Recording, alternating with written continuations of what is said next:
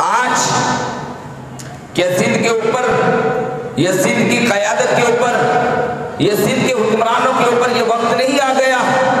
کہ وہ اپنی سیاست کو بالائے طاق رکھ کر پوری کی پوری ٹیم کو لے کر اپنی پوری افرادی قوت کو لے کر وہ میدان عمل میں اترے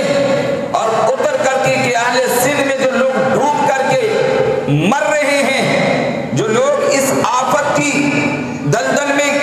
گرے ہوئے ہیں، اور جو لوگ سینکڑوں ہزاروں لاکھوں اگر کہا جائے کہ کروڑوں کی تعداد میں اس وقت آفت میں مبتلا ہیں، تو اہل سندھ کے حکمرانوں کی تمام کی ذمہ داری ہے کہ اپنی پوری سیاست کو ایک طرف رکھیں اور اس سندھ کی قوم کی مدد کے لیے وہ میدان عمل میں اتریں، اور نہ کہ صرف فوٹو سیشن کی حد تک بلکہ جتنی اپنی طاقت رکھتے ہیں اپنے تمام سرکاری وسائل کو بروئے کار لاتے ہوئے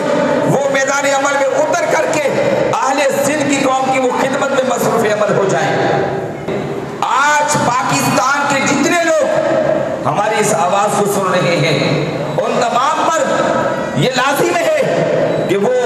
اپنی طاقت کے مطابق، استطاعت کے مطابق ان سیلاب متاثرین کی مدد کریں کہ اس وقت جو بے گھر ہیں ان کو خیموں کی اشد ضرورت ہے، ان کی فیملی ان کے ساتھ، ان کے پاس دوسرا لباس نہیں ہے پہننے کے لیے، ان کے پاس کھانے کے لیے اشیاء نہیں ہے۔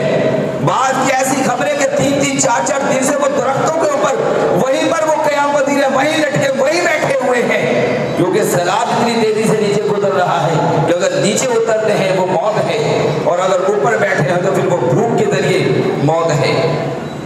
جب تک حکومت وقت وہ سندھ کی حکومت ہو، وہ پنجاب کی ہو، وہ صوبائی حکومتیں ہوں یا وفاق ہوں، جب تک وہ اپنی ذمہ داری کو ذمہ داری نہیں سمجھیں گے اس قوم کی جو ہے ضرورت کو پورا کرنا انتہائی مشکل ہے۔ اگرچہ ان کے لیے بھی آزمائش ہے، مگر وہ نکلے تو صحیح، وہ خزانوں کے منہ کھولے تو صحیح، وہ اتر کر کے ان کی خدمت کریں تو صحیح، وہ ان کو پانی سے نکال کر خشکی کی طرف لے کر تو آئے،